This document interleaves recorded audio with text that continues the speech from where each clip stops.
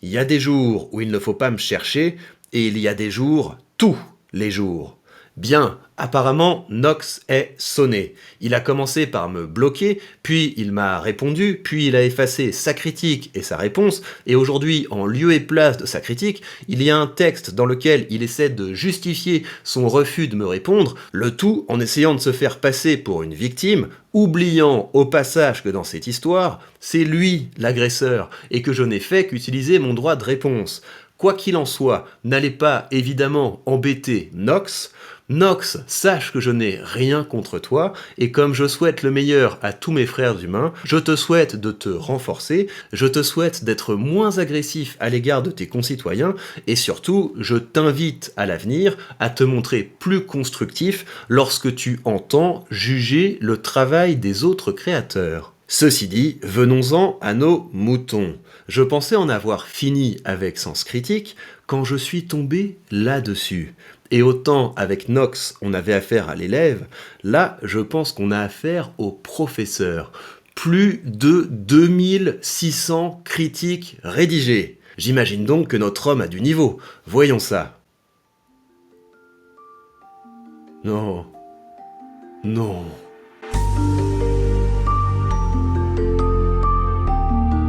Avant toute chose, je tiens à préciser que je n'ai aucunement l'intention de déclarer la guerre à Sens Critique. Il s'agit tout au plus d'une petite opération spéciale. Et toujours avant de commencer, je tiens à vous dire que cette petite opération a bien commencé. Voilà ce que m'a rapporté ma vidéo de réponse à la vilaine critique de Nox. Et si j'ajoute ça aux revenus des autres vidéos de la playlist, j'avais cette fois 225,55 € à ma disposition, une partie que j'ai utilisée pour soutenir des initiatives qui permettent de rendre le monde meilleur, et une partie que j'ai utilisée pour l'investir et pour me rapprocher de la liberté financière. Comme d'habitude, je vais vous montrer ce que j'ai fait de l'argent que j'ai récolté depuis le dernier épisode, mais d'abord la réponse à la question qu'on se pose tous. Mais en fait, c'est quoi le vrai problème avec Victor Ferry ?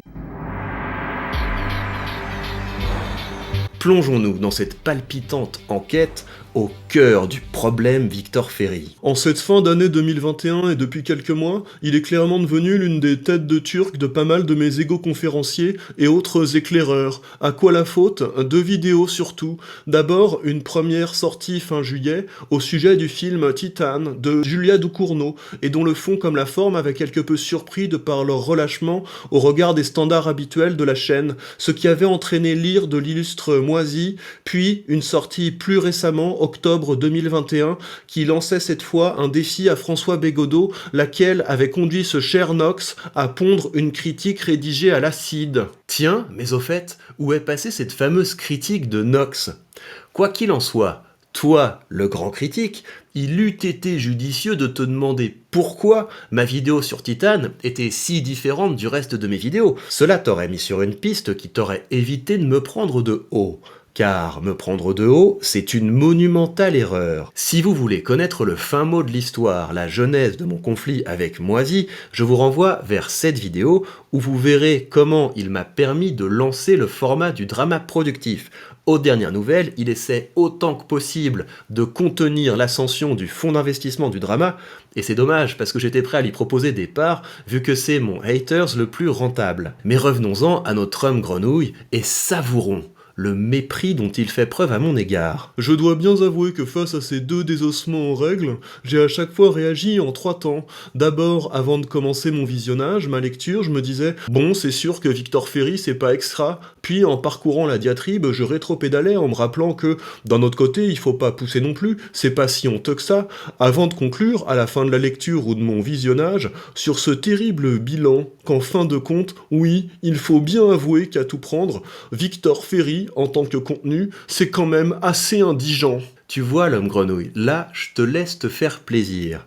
Mais il faut bien avoir conscience du fait que quand on se permet, comme tu le fais, de toiser un créateur, derrière il faut avoir les moyens de sa politique. Parce que sinon... Mais on va pas trop anticiper, je vais d'abord te laisser développer. Parce que oui, pour moi, Victor Ferry, c'est un peu tout ça à la fois. Du contenu pas extra, pas honteux non plus, mais tout de même un brin indigent, si on prend la peine de bien le considérer d'un peu plus près. Car dans son ensemble, qu'est-ce que Victor Ferry en tant que contenu? C'est une chaîne lancée en 2013 qui compte, au moment de la rédaction de cette critique, plus de 170 vidéos. L'homme se dit docteur en rhétorique et il entend, via son atelier artisanal ou sa chaîne principale, nous livrer son approche de l'art du discours. Chaque vidéo dure généralement entre 5 et 10 minutes et j'ai souvenir que lorsque je suis tombé dessus par le plus grand des hasards algorithmiques, j'y ai trouvé là une belle source de distraction et de curiosité. Quand on n'est pas habitué à repérer le baratin sans substance, une entrée en matière de ce genre peut passer. Mais pas à moi, l'homme grenouille. Notre grand critique prétend donc dresser le tableau de mon œuvre. J'aurais donc lancé ma chaîne YouTube en 2013. C'est faux. J'ai ouvert mon compte en 2013. La première vidéo que j'ai publiée, et donc le lancement de ma chaîne, date de 2017. Je me prétendrais docteur en rhétorique. C'est faux, je n'ai jamais utilisé mon doctorat comme un argument d'autorité. Mes vidéos durerait entre 5 et 10 minutes, c'est faux, la plupart de mes vidéos durent plus de 10 minutes. Et là vous vous dites sans doute, bon d'accord c'est un gars qui écrit sans se préoccuper de la vérité de ce qu'il raconte, mais au fond, ces détails, on s'en fiche. Exactement, les informations qu'il donne n'ont aucune importance, elles ne permettent en rien d'évaluer la qualité de mon travail, il fait du remplissage, il nous tisse un texte sans substance. Et ce n'est donc pas étonnant qu'il en arrive à des jugements de ce type. Au fond, tout ça restait bien superficiel, de l'ordre de l'aperçu, voire de la distraction, ce qui pouvait ainsi rendre la pratique de la rhétorique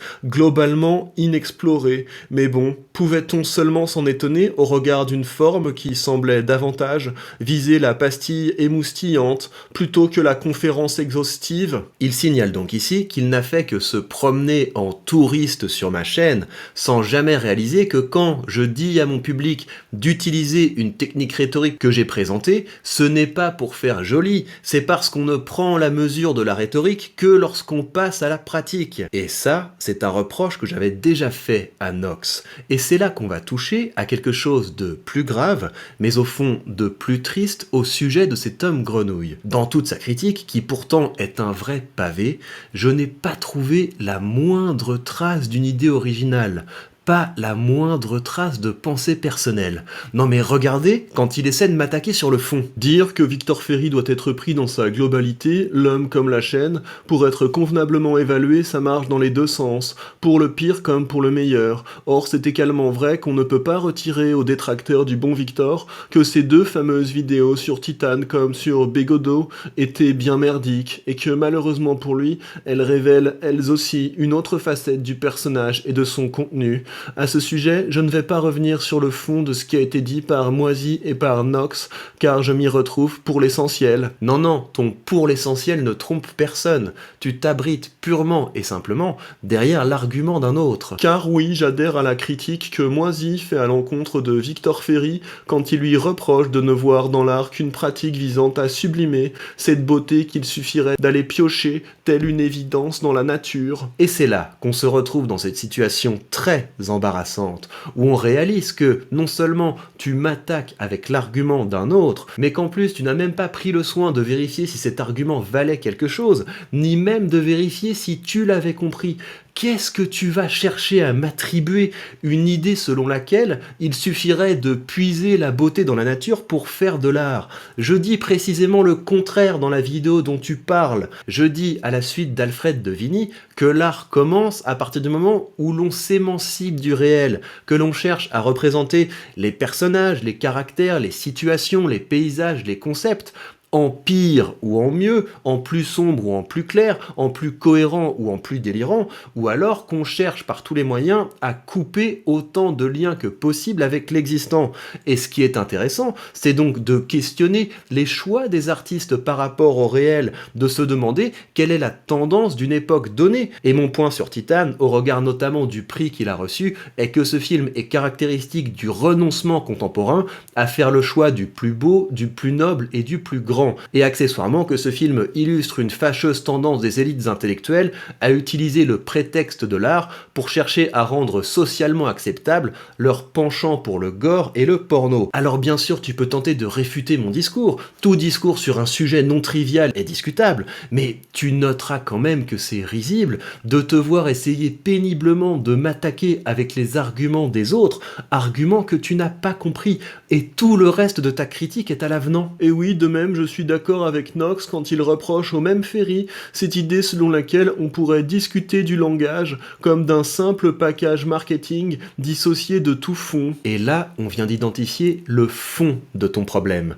Ce qu'il faut bien que tu comprennes, homme grenouille, c'est que la rhétorique, c'est un ensemble d'outils et de techniques qui permet à ceux qui ont une expertise, à ceux qui ont un savoir, de le partager efficacement. Donc, le préalable pour bénéficier d'un cours de rhétorique, c'est d'avoir des choses à dire. Et c'est là qu'est ton problème.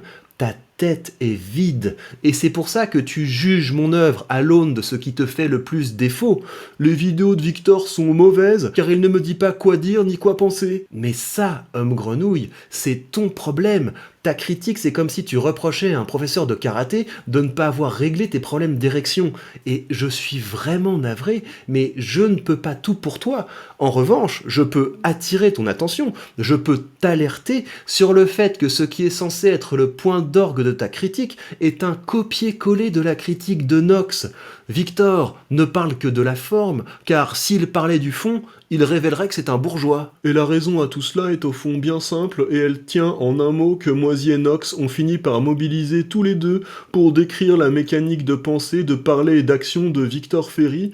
En un mot, c'est un bourgeois. Et sur des lignes et des lignes, c'est reparti pour gna gna gna, Victor fuit le conflit, gna gna gna, Victor méchant, Viktorovitch gentil, gna gna gna, Victor méchant vend des produits. Et le tout dans un style plus laborieux que celui de Knox.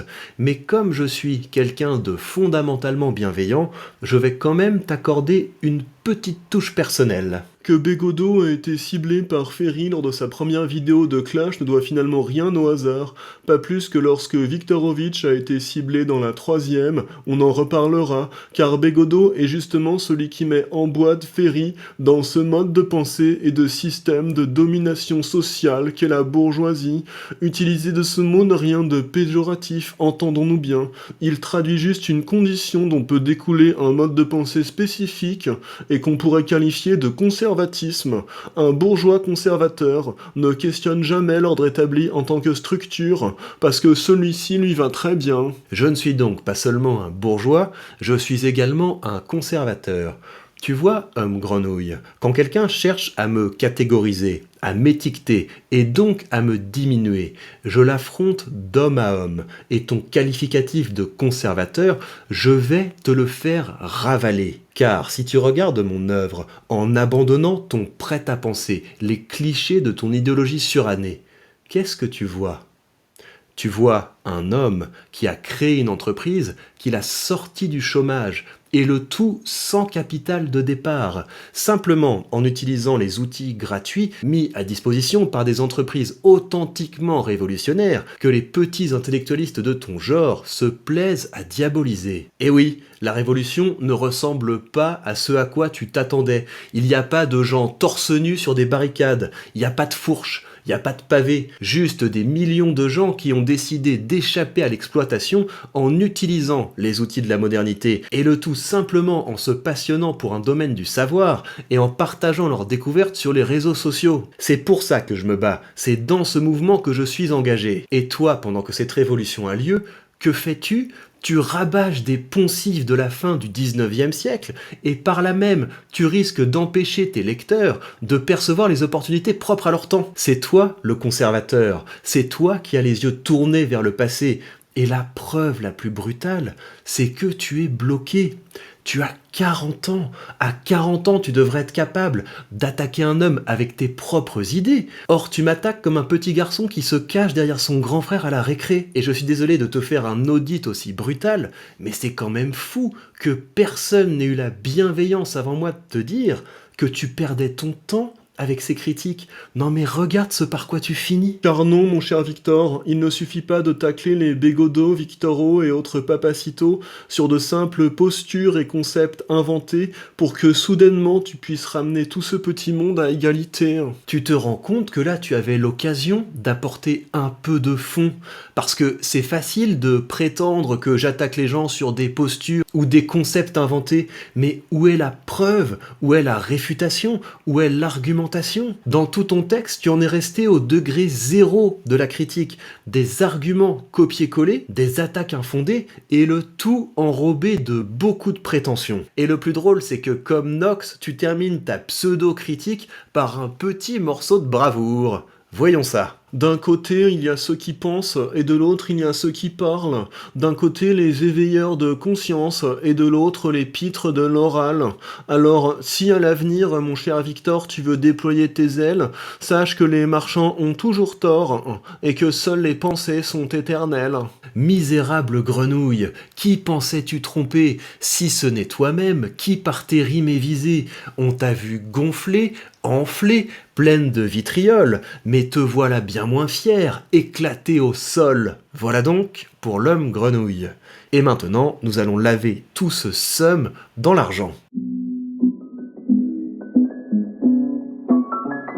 Commençons par mettre un peu d'argent au service d'un monde plus beau. Comme je vous le disais il y a quelques jours, j'ai utilisé le gros de l'argent récolté pour soutenir la belle initiative des coachings du cœur, donc une association qui permet aux personnes qui traversent une période professionnellement difficile de bénéficier de l'accompagnement d'un coach certifié gratuitement pour pouvoir retrouver confiance, bâtir à nouveau des liens solides avec les autres et remettre sur pied leur projet professionnel. Comme entre-temps un peu d'argent s'est ajouté à la cagnotte, je décide de le verser au Palais des Beaux-Arts de Bruxelles. J'ai pas dû louper beaucoup de leurs expositions, c'est souvent très bien, et même s'il m'arrive d'être sceptique face aux œuvres de certains créateurs contemporains, je suis du côté des créateurs, je suis du côté des artistes, et je continuerai à travailler dur pour leur apporter mon soutien, du soutien concret, pas du soutien idéologique. Et voilà maintenant l'état de mon portefeuille, qui continue de grandir, notamment grâce aux dividendes que je récolte, les dividendes que je reçois grâce à mes ETF, grâce à mes entreprises. Pour ce qui est de mes achats les plus récents, j'ai rajouté une part de mon ETF qui investit dans les entreprises à l'échelle mondiale, qui ont les meilleures performances en matière sociale, environnementale et en matière de gouvernance. Voilà, c'est comme ça qu'on fait avec les ETF, on apporte de l'argent régulièrement et on voit notre capital s'apprécier et on voit les dividendes arriver. J'ai également renforcé ma position dans Home Depot. Home Depot qui est une entreprise, c'est un peu un équivalent américain de Leroy Merlin, et c'est une entreprise aux finances saines et une entreprise qui augmente son dividende rapidement et régulièrement. Et c'est grâce à ce genre d'investissement que je vois se rapprocher progressivement le jour où le travail deviendra pour moi optionnel et où je pourrai exclusivement me consacrer à la création, me consacrer aux choses que j'aime le plus. Et je vous rappelle que si vous voulez m'accompagner dans cette aventure de l'investissement, vous avez le lien sous cette vidéo vers le courtier que j'utilise, et en suivant ce lien, vous recevrez une action gratuite dès que vous créditerez votre compte. Et le plus difficile dans l'investissement, c'est de se lancer, mais une fois qu'on est lancé, on est motivé par l'argent qu'on reçoit, on est motivé par l'appréciation de notre capital, et il faut vraiment se dire, avec une optique de long terme, que dans 10 ans, dans 20 ans, nous regretterons les prix auxquels nous pouvons acheter les actions et les ETF aujourd'hui. J'ajoute que je vous propose un nouveau format sur mon canal Telegram, je vous propose de m'envoyer des captures d'écran de votre portefeuille Bucks, et je vous fais un petit retour, pas tellement pour vous donner des conseils, parce que je ne donne pas de conseils d'investissement, vos décisions sont vos décisions, mais comme ça, ça permet à tout le monde de voir ce que c'est qu'un portefeuille de quelqu'un qui se lance, ça nous permet de comparer nos choix et de bâtir une communauté de gens qui ont pris en main leur avenir financier. Et voilà, nous arrivons à la fin de cet épisode, j'espère qu'il vous a plu, merci d'avoir passé ce moment avec moi, merci de participer à cette aventure avec moi, et n'oubliez jamais que la critique est aisée, mais la chute des invertébrés facile.